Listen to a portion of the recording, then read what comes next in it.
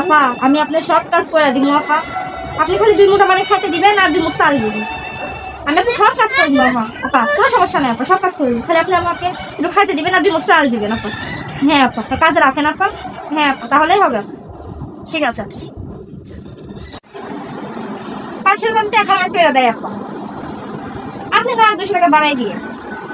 হ্যাঁ আপা আপনি যদি 200 টাকা বাড়াই দিন তাহলে কাল থেকে কাজে আসেন। ঠিক আছে কাল থেকে কাজে আসেন। হ্যাঁ আচ্ছা আসেন। দেখেন আপা আপনি কিন্তু বেশি খিসখিস খিসখিস করেন, এরকম খিসখিস করলে আমি কিন্তু কাজ করতে পারবো না, আমার কামের অভাব নাই। আপনার কুশলে রাখবেন না, কুশলে রাখবেন না ছেড়ে দিবেন, আমি অন্য বাসায় চলে যাবো। কারোর সাথে খিসখিস খিসখিস করলে আমি কারোর সাথে কাম করবো না।